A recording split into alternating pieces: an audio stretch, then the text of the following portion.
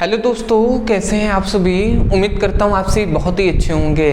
तो आज के इस वीडियो में हम पढ़ने वाले हैं क्लास 11th केमिस्ट्री का दूसरा चैप्टर जो है परमाणु की संरचना। इस चैप्टर का ये 5वां लेक्चर है। आज के इस वीडियो में हम बहुत ही इंपॉर्टेंट टॉपिक पर डिस्कस करने वाले हैं जो है बोर का परमाणु मॉडल। तो बोर का परमाणु मॉडल क्या होता है, इस मॉडल में हमें क्या कौन सी बातें बताई गई उस पर हम एक्सप्लेन करेंगे। उसके बाद हम जानेंगे कि बोर के परमाणु मॉडल की सीमाएं क्या होती हैं, इसकी कमियां क्या होती हैं, इसको भी हम जानने का आज के इस वीडियो में प्रयास करेंगे। मैं आपको बता दूं, यदि आप समझकर याद करना चाहते हैं तो वीडियो को अंत तक बने रहें, आसानी तरीके से आपको समझ में आ जाएगा। तो चलिए बिना देरी किए हम स्टार्ट करते हैं अपने टॉपिक को। ठीक है, तो सबसे पहले हम पढ़ने वाले हैं, हम जानेंगे क्या बोर का परमाणु मॉडल। देखिए, एक और बात मैं बता दूं, बोर का जो परमाणु मॉडल है ये केवल क्लास 11th के स्टूडेंटों के लिए ही इंपॉर्टेंट नहीं है, बल्कि क्लास 12th के स्टूडेंटों के लिए भी इंपॉर्टेंट है। क्योंकि क्लास 12th में आप पढ़ेंगे तो फिजिक्स में आपका ये टॉपिक पूछा जाता है, केमिस्ट्री नहीं, फिजिक्स में।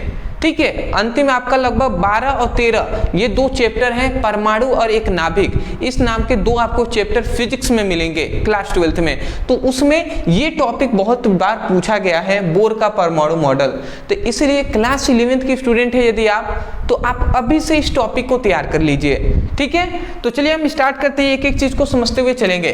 देखिए, हमने यहाँ पे लिखा है बोर के परमाणु मॉडल के अनुसार, मतलब इस मॉडल के अनुसार हमें कौन कौन सी बातें बताई गई इसको हम समझते हैं।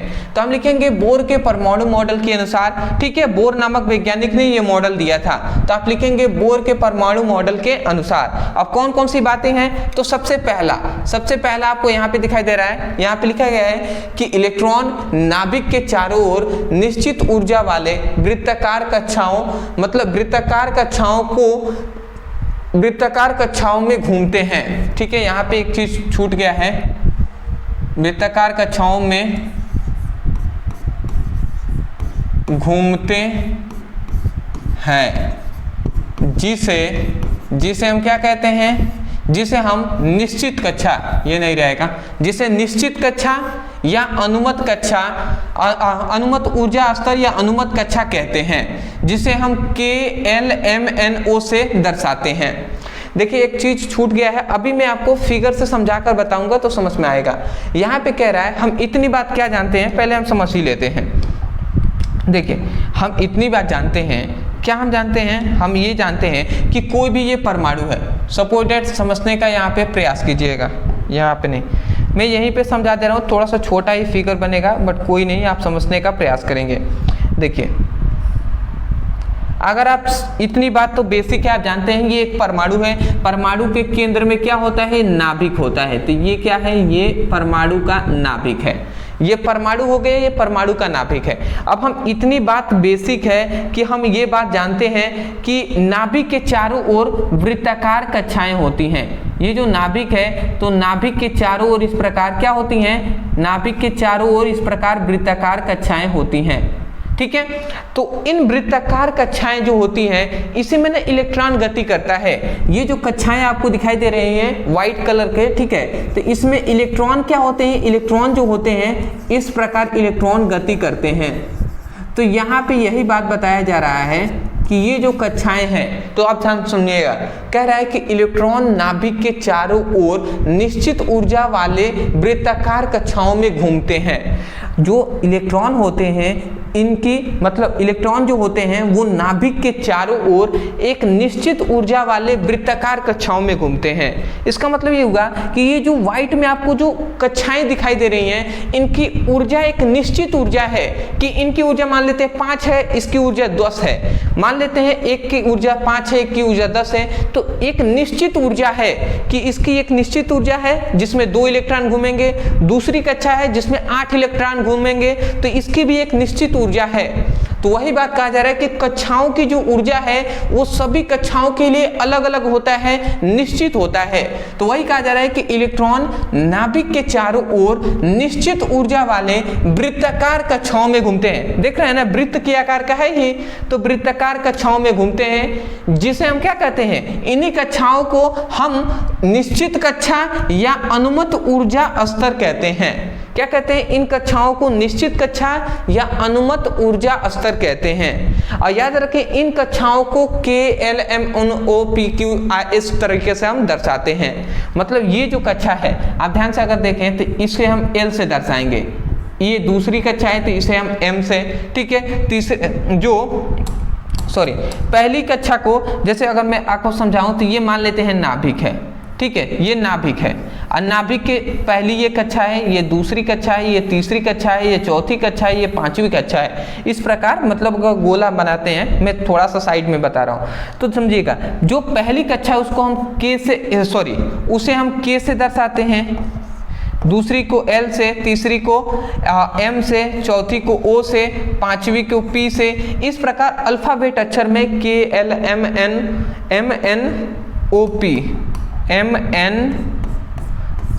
फिर से दूसरा अगला आ जाएगा P, फिर से अगला आएगा Q। इस प्रकार डैश डैश हम दर्शाते हैं। मतलब पहली कक्षा को K से, दूसरी कक्षा को L से, तीसरी को M से, चौथी को N से। तो इस प्रकार कक्षाओं को हम दर्शाते हैं। तो मैं आशा करता हूं कि पहली जो हमने बात बताया कि इलेक्ट्रॉन नाभिक के चारों ओर निश्चित ऊर्जा वाले वृत्ताकार कक्षाओं में घूमते हैं, जिसे हम निश्चित कक्षा, अनुमत ऊर्जा स्तर कहते हैं, ठीक है। इन्हें KLMNOPQ से इस तरीके से दर्शाते हैं। पहली बात आप समझ गए होंगे, ठीक है। अब मैं इसे मिटा दे रहा हूं, ठीक है। मैं आशा करता हूं कि पहली बात आपको आसानी तरीके से समझ में आ गया होगा। याद रखें कक्षाओं में घूमते हैं जिसे, निश्चित कक्षा, जिसे के बाद आप यहां से लिख लेंगे, ठीक है ना। टाइपिंग में थोड़ा सा मिस्टेक हो गया है। आगे बढ़ते हैं। अब हम समझ लेते हैं यहाँ पे दूसरा कह रहे हैं कि एक कक्षा में घूमने वाले सभी इलेक्ट्रॉनों की संख्या समान होती है।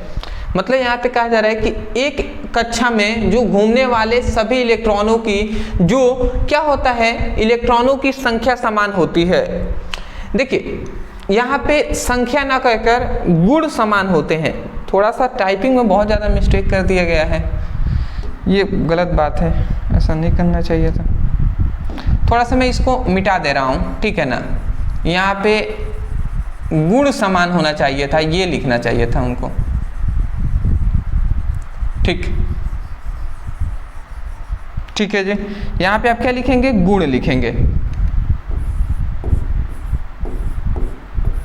एक बात समझिए, कहा जा रहा है कि एक कक्षा में घूमने वाले सभी इलेक्ट्रॉनों की इलेक्ट्रॉनों का जो गुण होता है, इलेक्ट्रॉनों का गुण, ठीक है। यहाँ पे आप क्या कर लेंगे? इलेक्ट्रॉनों का जो गुण होता है, इलेक्ट्रॉनों का गुण वो क्या होता है? समान होता है, ठीक है, समान होता है। इलेक्ट्रॉनों का जो गुण होगा वो समान होगा। जैसे हम जानते हैं कि पहली जो ये कक्षा है इसमें 2 इलेक्ट्रॉन होते हैं, दूसरी कक्षा में कितने? दूसरी कक्षा में 8 इलेक्ट्रॉन होते हैं। दूसरी कक्षा में कितने? 8 इलेक्ट्रॉन होते हैं, ठीक है। तो इस प्रकार हम जानते हैं पहली में 2, दूसरी में 8 इलेक्ट्रॉन होते हैं। तो मान लेते हैं ये पहली कक्षा है और इसमें 2 इलेक्ट्रॉन है, एक ये है, एक ये है, ठीक है। तो इन दोनों इलेक्ट्रॉन, पहली कक्षा में 2 इलेक्ट्रॉन है, तो इन दोनों इलेक्ट्रॉनों का जो गुण होगा वो एक समान होगा। इन दोनों इलेक्ट्रॉनों का जो गुण होगा वो समान होगा, ठीक है। जैसे अगर नंबर से मैं ऐसे बता दे रहा हूँ, मान लेते हैं इसका गुण 5 है, ऐसे अगर सपोज है, मान लेते हैं गुण का मतलब होता है उसका भौतिक रंग, रूप, आकार, ये सब होता है। बट ऐसे अगर मान लेते हैं अंक में आपको समझाएं जैसे आसानी होगा, मान लेते हैं इसका गुण 5 है तो इसका भी गुण 5 ही होगा, यही बात कहा जा रहा है। तो वही कहा जा रहा है कि एक कक्षा में घूमने वाले सभी इलेक्ट्रॉन, ये पहला कक्षा है तो ये कक्षा ही है ना, तो एक कक्षा में घूमने वाले सभी इलेक्ट्रॉनों का गुण समान होता है। तो वही बात कर रहे हैं कि एक कक्षा में घूमने वाले जो इलेक्ट्रॉन होंगे इनका गुण समान होगा। मान लेते हैं दूसरा ये कक्षा है, सपोज दूसरा कक्षा है, दूसरा कक्षा में 1 2 3 4 5 6, ठीक है। मान लेते हैं यहाँ पे एक 7 है, एक 8 है, मान लेते हैं इसमें 8 इलेक्ट्रॉन है। तो ये दूसरी कक्षा में 8 इलेक्ट्रॉन होते हैं, तो आठों का जो गुण होगा वो एक समान होगा। मान लेते हैं इस इलेक्ट्रॉन का भार मान लेते हैं 15 है, तो सभी का परमाणु भार 15 ही होगा, कभी भी 15 हो नहीं सकता है। मतलब हम बता रहे हैं ऐसे कि अगर गुण का मतलब क्या बात हो रही है, समझ रहे हैं ना। तो यही बात है। अब मैं इसे मिटा दूं, ठीक है। दूसरी बात भी आप समझ गए होंगे, थोड़ा सा अपने लेवल से मैं समझाने का प्रयास करता हूँ जिससे आसानी से आपको समझ में आ जाए कि कहा क्या जा रहा है। तीसरा कहा जा रहा है कि इलेक्ट्रॉन केवल उन्हीं कक्षाओं में घूमते हैं जिनमें इलेक्ट्रॉनों का कोणीय संवेग h/2π का पूर्ण गुणज होता है। यहाँ पे यही कहा जा रहा है कि इलेक्ट्रॉन केवल उन्हीं कक्षाओं में घूमते हैं। ये आपको याद करना है कि इलेक्ट्रॉन केवल उन्हीं कक्षाओं में घूमते हैं जिसमें इलेक्ट्रॉनों का जो कोणीय संवेग होता है वो h/2π, ये ओम नहीं है, पाई है, ठीक है। तो h/2π होता है, h/2π ये पाई है, h/2π होता है। तो h/2π का पूर्ण गुणज होता है, ये आप याद कर लेंगे, ठीक है। अगला, क्योंकि इसको मैं समझाऊंगा फिर भी आपको समझ में नहीं आएगा, ठीक है। जब तक आप चैप्टर को डीप में आप नहीं समझेंगे, सभी आप परमाणु, जो ये क्यों कलर चेंज हो जा रहा है भैया, जब सभी परमाणु मॉडल पढ़ेंगे तब जाकर ये आपको समझ में आएगा। जैसे कि कोणीय संवेग क्या होता है, अब आपको न पता हो तो ये मैं समझाऊंगा, कोई फायदा है नहीं। तो आप याद कर लीजिएगा कि इलेक्ट्रॉन केवल उन्हीं कक्षाओं में घूमते हैं जिसमें इलेक्ट्रॉनों का जो कोणीय संवेग होता है वो जो h/2π का पूर्ण गुणज होता है, ठीक है। ना याद हो तो आप छोड़ भी सकते हैं, कोई दिक्कत नहीं है, ठीक है। क्योंकि अगर आप परमाणु मॉडल के अंतर्गत अगर आप 4 भी लिख देते हैं, 4 इनके पॉइंट लिख देते हैं कि इस मॉडल में हमें क्या बात बताया गया है, हो जाएगा आपका काम, ठीक है। बट सीमाएं लिखनी इंपॉर्टेंट होती है। चौथा आता है, देखिए यहाँ पे कह रहा है कि इलेक्ट्रॉन और नाभिक के बीच लगने वाला आकर्षण बल अपकेंद्र बल द्वारा संतुलित होता है। इसका मतलब आपने समझा, कहा जा रहा है जैसे कि ये नाभिक है, ठीक है जी, और ये इलेक्ट्रॉन है ना। तो ये बताइए, ये सपोज डेट मैं नाभिक बना दे रहा हूँ यहाँ पे, और ये मान लेते हैं ये पहला कक्षा है, तो यहाँ पे एक क्या है, ये इलेक्ट्रॉन है। तो ये बताइए जब इलेक्ट्रॉन इसमें गति कर रहा है तो हम जानते हैं इलेक्ट्रॉन पर ऋणात्मक आवेश होता है और इस पर धनात्मक आवेश होता है, ये बात हमें पता है, ठीक है ना। तो ये बताइए ये धन वाला है तो इसको अपनी ओर आकर्षित करेगा, ठीक है। ये अपनी ओर आकर्षित करने के लिए एक बल लगाएगा जो मान लेते हैं कि F1 बल है, ठीक है। तो यहाँ पे जो आकर्षण बल लगा रहा है ना, वो इलेक्ट्रॉन इसकी ओर नहीं आ पाता है। क्यों नहीं आ पाता है? क्योंकि इधर भी एक फोर्स, एक बल लगता है जिसे F2 बल हम कह रहे हैं, जिसे हम अपकेंद्र बल कहते हैं। क्या? अपकेंद्र बल, जो बाहर की ओर लगता है। समझ में आ रहा है? मतलब यहाँ पे वही बात कहा जा रहा है कि इलेक्ट्रॉन तथा नाभिक के बीच लगने वाला जो आकर्षण बल होता है, जो मतलब इलेक्ट्रॉन और नाभिक के बीच लगने वाला जो आकर्षण बल होता है वो अपकेंद्र बल द्वारा क्या होता है? नियंत्रित होता है, कंट्रोल होता है। और कंट्रोल कर लेगा तो इलेक्ट्रॉन यही कक्षा में ही घूमता रह जाएगा। यदि अपकेंद्र बल यहाँ पे F2 बल ना लगे तो ये इलेक्ट्रॉन फिर से नाभिक पर चिपक जाएगा। समझ रहे हैं? बट नहीं चिपकता है, अपनी कक्षा में घूमता रहता है। इसका मेन कारण है अपकेंद्र बल कार्य करता है। जिस प्रकार यहाँ पे नाभिक इसको अपनी ओर आकर्षित करने के लिए एक बल लगा रहा है, आकर्षण बल, तो वो अपकेंद्र बल इसको नियंत्रित कर दे रहा है, क्योंकि इधर भी बल लग रहा है। आप कहेंगे सर अपकेंद्र बल कैसे कार्य कर रहा होगा, कैसे अपकेंद्र बल यहाँ पे आया? तो अपकेंद्र बल इस तरीके से आया क्योंकि हम जानते हैं इलेक्ट्रॉन बहुत ही तेजी से ये गति कर रहा है कक्षा में। तो जब बहुत तेजी से कोई भी गति करता है कोई भी कण, तो वहां पे अपकेंद्र बल बाहर से एक फोर्स लगता है, और वही बाहरी वाला फोर्स को अपकेंद्र बल कहते हैं। जैसे कि मौत के कुएं में जो ड्राइवर होते हैं बहुत तेजी से बाइक चलाते हैं, तो वहां पर भी अपकेंद्र बल कार्य करता है। समझ गए ना? तो वही बात कहा जा रहा है कि इलेक्ट्रॉन तथा नाभिक के बीच लगने वाला जो आकर्षण बल होता है उसे अपकेंद्र बल द्वारा संतुलित किया जाता है, ठीक है, या नियंत्रित किया जाता है। समझ गए होंगे आप। अंतिम इसका पॉइंट आता है कि सामान्यतः इलेक्ट्रॉन निम्न ऊर्जा स्तर से उच्च ऊर्जा स्तर में भरते हैं, अतः परमाणु की इस अवस्था को मूल अवस्था कहते हैं। इसका मतलब आपने समझा? मतलब यहाँ पे सिंपल में कहा यह जा रहा है कि हम इतनी बात जानते हैं कि पहली जो कक्षा होगा, पहला कक्षा, तो उसमें 2 इलेक्ट्रॉन भरते हैं। दूसरी कक्षा में 8 इलेक्ट्रॉन भरते हैं। तीसरी कक्षा में कितने? 18 इलेक्ट्रॉन भरते हैं। और चौथी कक्षा में 32 इलेक्ट्रॉन भरते हैं।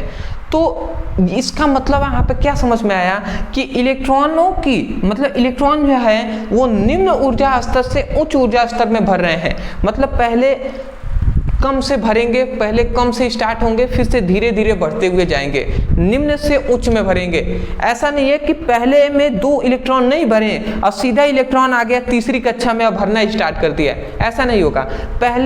पहली कक्षा का इलेक्ट्रॉन पहले पूरी तरीके से भर लेगा, 2 कंप्लीट हो जाएगा, उसके बाद ही दूसरे में आएगा, फिर से दूसरे में सभी इलेक्ट्रॉन को भरेगा, उसके बाद तीसरे में आएगा। तो वही कहा जा रहा है कि इलेक्ट्रॉन मतलब सामान्यतः, ठीक है, सामान्यतः मतलब अधिकतर, अपवाद में तो कुछ अलग हैं, वो अलग बात है, परंतु सामान्यतः जो इलेक्ट्रॉन होते हैं वो निम्न ऊर्जा स्तर से, क्या, निम्न ऊर्जा स्तर से उच्च ऊर्जा स्तर में भरते हैं। मतलब पहले छोटे, मतलब पहले पहली कक्षा में के भरेंगे, ठीक है, इसकी ऊर्जा सबसे कम है तो निम्न ऊर्जा में पहले भरेंगे, उसके बाद फिर से अधिक वाले ऊर्जा में जाएंगे, उसके बाद और अधिक वाले। तो यही कहा जा रहा है कि निम्न मतलब कम ऊर्जा स्तर से उच्च ऊर्जा स्तर में भरते हैं। अतः परमाणु की इस अवस्था को ही हम मूल अवस्था कहते हैं, ठीक है, परमाणु की इस अवस्था को हम मूल अवस्था कहते हैं। तो ये है आपका टॉपिक जो है परमाणु मॉडल, इसको आप लिख लेंगे, बोर का परमाणु मॉडल अगर आप इतना लिख देते हैं आपका कंप्लीट हो जाएगा। तो मैंने अपने तरफ से पूरी तरीके से समझाने का प्रयास किया है, मैं आशा करता हूँ आप समझ गए होंगे। तो सबसे पहली बात आप स्क्रीनशॉट ले लीजिएगा, इसके बाद अभी हम सीमाएं भी देखेंगे। मैं यही कहूँगा, आपके लिए इतना मेहनत किया जा रहा है तो केवल आपसे रिक्वेस्ट है कि आप एक बार अगर आपको समझ में आ रहा है तो कमेंट सेक्शन में आप अभी ये लिख दीजिए कि आपको समझ में आ रहा है या नहीं। कभी कभी मैं सोचता हूँ पता नहीं मैं इतना मेहनत कर रहा हूँ, समझा रहा हूँ, पता नहीं आप समझ भी पा रहे हैं या नहीं। तो आप कमेंट सेक्शन में आप हमें ज़रूर बताइएगा। और यदि आप चैनल पे नए होंगे तो सपोर्ट करने के लिए चैनल को सब्सक्राइब की कर दीजिएगा, क्योंकि आपका एक सब्सक्राइब मुझे आनंदित करेगा, मुझे खुशी होगी कि आपने सब्सक्राइब किया है। तो आप भी अगर मेहनत करेंगे आपको भी फल मिलेगा, तो आपको भी अच्छा लगेगा। आप इतने मेहनत से पढ़ रहे हैं और आप अच्छे नंबर से पास होंगे तो आप भी खुश होंगे ना। अगर मान लेते हैं आप इतना अच्छा से पढ़ रहे हैं, अगर मान लेते हैं आपका नंबर कम आए तो बहुत ही तकलीफ होता है, और तकलीफ ज़्यादा तब होती है जब आप दिल से मेहनत करें और उसका फल उतना अच्छे से ना मिले आपको। तो वैसे ही बात है, मुझे भी अगर नहीं होता है, सब्सक्राइबर नहीं बढ़ते हैं तो मुझे भी थोड़ा सा होता है ना, मैं भी तो इंसान ही हूँ, ठीक है। तो आप समझ ही रहे हैं। चलिए कोई नहीं, स्क्रीनशॉट ले लीजिए, ले लिए होंगे। चलिए जी, चलिए हम आगे बढ़ते हैं। अब देख लेते हैं रदरफोर्ड के परमाणु मॉडल की सीमाएं। मैं आशा करता हूँ कि आपने समझ लिया वो बात को, तो कर दिए होंगे।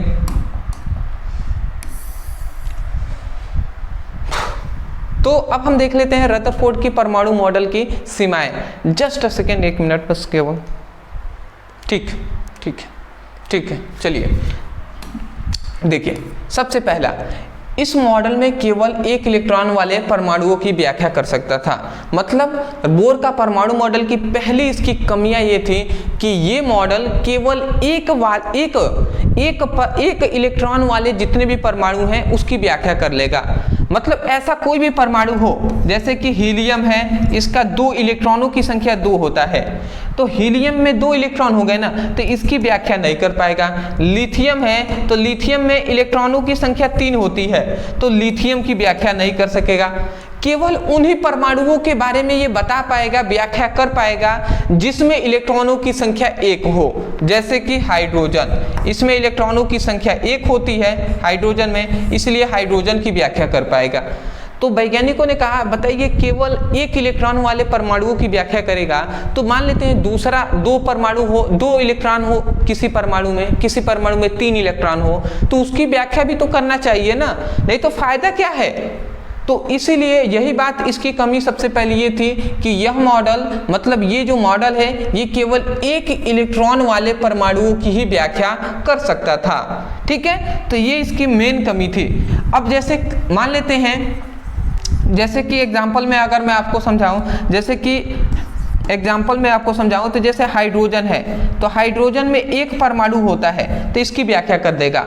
मान लेते हैं हीलियम है, तो हीलियम में तो 2 परमाणु होते हैं, 2 इलेक्ट्रॉन होते हैं, तो इसकी व्याख्या नहीं करेगा, बट मान लेते हैं कैसे व्याख्या इसका भी करेगा। इसमें मान लेते हैं एक इलेक्ट्रॉन किसी को दे दिया, तो एक इलेक्ट्रॉन जब एक प्लस आ गया इसका मतलब एक इलेक्ट्रॉन किसी को दे दिया है। जैसे ही एक इलेक्ट्रॉन दिया तो इसके पास एक ही नया इलेक्ट्रॉन बचा है, तो अब इसकी व्याख्या कर देगा। मान लेते हैं लिथियम है, लिथियम का इलेक्ट्रॉनों की संख्या 3 होता है, तो अब ये कब व्याख्या करेगा बोर का परमाणु मॉडल, जब ये अपना 2 इलेक्ट्रॉन किसी को दे देगा। H जो प्लस का चिन्ह 2 है तो इसका मतलब 2 इलेक्ट्रॉन किसी को दे दिया है, तो जो 2 दे देगा तो 3 में से 2 गया तो एक ही ना बचा, तो अब इसकी व्याख्या कर पाएगा। तो इस तरीके से बोर ने कहा कि ऐसे हम व्याख्या कर लेंगे। तो वैज्ञानिकों ने कहा कि ये बताइए किसी का मान लेते हैं इलेक्ट्रॉनों की संख्या 50 है, तो अब 50 इलेक्ट्रॉन ढूंढेगा वो देने के लिए, तो ये ऐसे कैसे चलेगा। तो इस मॉडल को सबसे पहले ये कमी निकाल कर इसको फ्लॉप किया गया। ठीक है, तो मैं आशा करता हूँ कि पहली बात आप समझ गए होंगे। पूरा डीप में हम डिस्कस कर रहे हैं और करना भी चाहिए, आपको थोड़ा सा समय देकर आपको सुनना भी चाहिए। दूसरा, यह मॉडल हाइड्रोजन के सूक्ष्म स्पेक्ट्रम की व्याख्या नहीं कर सका। हाइड्रोजन का जो सूक्ष्म स्पेक्ट्रम होता है, सूक्ष्म स्पेक्ट्रम की व्याख्या नहीं कर सका। ठीक है, यह मॉडल हाइड्रोजन के जो सूक्ष्म स्पेक्ट्रम होते हैं, हाइड्रोजन के सूक्ष्म स्पेक्ट्रम की व्याख्या नहीं कर सका, यह भी आप याद रखेंगे। तीसरा होता है यह मॉडल जीमेन प्रभाव और दूसरा स्टार्क प्रभाव की भी व्याख्या नहीं कर सका। ठीक है, हाइड्रोजन के सूक्ष्म स्पेक्ट्रम के बारे में भी कुछ नहीं बता पाया और यह मॉडल जीमेन प्रभाव और स्टार्क प्रभाव के भी बारे में व्याख्या नहीं कर पाया। और अंतिम में आता है यह मॉडल इलेक्ट्रॉन की द्वैतिक प्रकृति को भी स्पष्ट नहीं कर सका।